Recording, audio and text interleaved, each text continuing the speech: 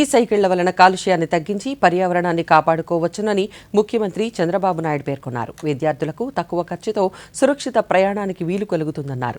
చిత్తూరు జిల్లా కుప్పం పర్యటనలో భాగంగా మహిళలకు 5,500 ఈ సైకిళ్లను పంపిణీ చేశారు. అంతకుముందు ముఖ్యమంత్రి సైకిల్ను స్వయంగా తొక్కుతూ ప్రజావేదిక వద్దకు వచ్చారు. 24 గంటల వ్యవధిలో 5,555 ఈ సైకిళ్లను పంపిణీ చేసిన సందర్భంగా గిన్నిస్ వరల్డ్ రికార్డు వారు అందించిన ధృవపత్రాన్ని అందుకున్నారు. ఈ సందర్భంగా ముఖ్యమంత్రి మాట్లాడుతూ మహిళా సాధికారతే లక్ష్యమన్నారు. మహారాష్ట్రలోని పూణేలో వారి యొక్క ప్రధాన కార్యాలయం ఉంది.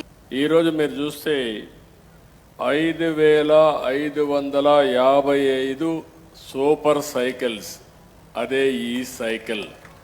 ఇంత మునుపు గిన్నిస్ రికార్డ్ 3,757 మాత్రం 24 గంటల్లో సైకిల్ ఇచ్చి పంపిణీ చేసి గిన్నిస్ రికార్డు క్రియేట్ చేస్తే ఈసారి 5,555 సైకిళ్ళని ఈ కుప్పంలో ఒక నూతనమైన చరిత్రకు ఈ కుప్పం నుంచే శ్రీకారం చుట్టాం.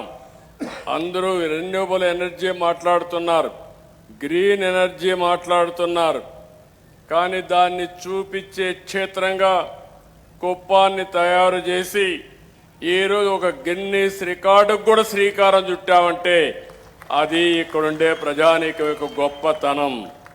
దాని పేరు కూడా సూపర్ సైకిల్ పెట్టాం.